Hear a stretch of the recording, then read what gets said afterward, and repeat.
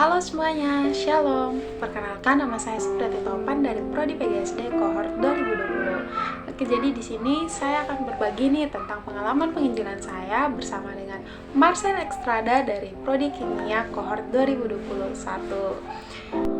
Jadi, topik yang saya pilih adalah tentang kehinaan Kristus.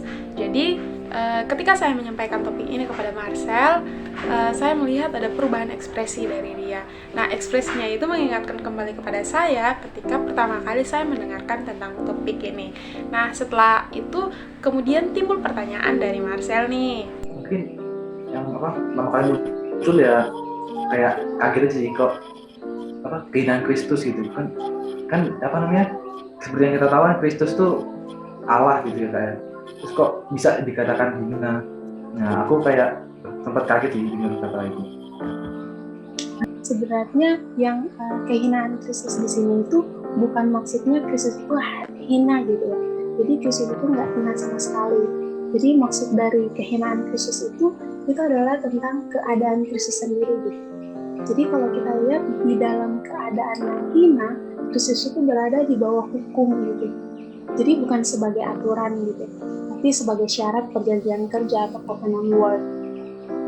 Jadi, berdasarkan cuplikan tersebut, kita dapat melihat bahwa sebenarnya Kristus itu tidak hina, tetapi berada dalam keadaan dan status kehinaan.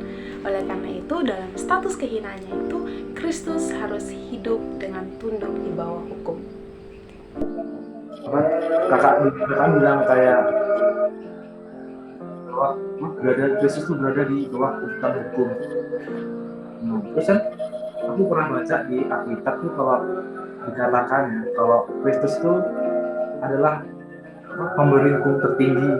Nah, kok Yesus kok bisa gitu berada di bawah tuntutan hukum? Jadi kalau misalkan, coba kamu pikirin, kalau misalkan Tuhan itu nggak berada di bawah hukum, gimana Tuhan itu bisa menebus dosa kita gitu? Oleh karena itu, Kristus itu menempatkan dirinya gitu di bawah hukum. Supaya apa? Supaya bisa menebus keberdosaan kita gitu. Jadi kita dapat melihat bahwa meskipun di dalam status kehinaannya itu Kristus harus tunduk di bawah hukum, tetapi berdasarkan status keilahiannya itu Kristus bebas dari hukum.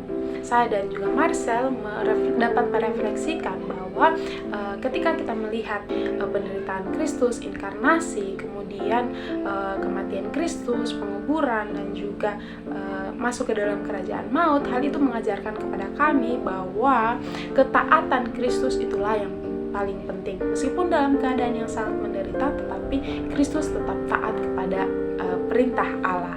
Oleh karena itu, di sini kami komitmen untuk tetap merendahkan diri sama seperti Kristus dan tetap taat dan setia dalam melakukan pekerjaan Kristus di muka bumi ini.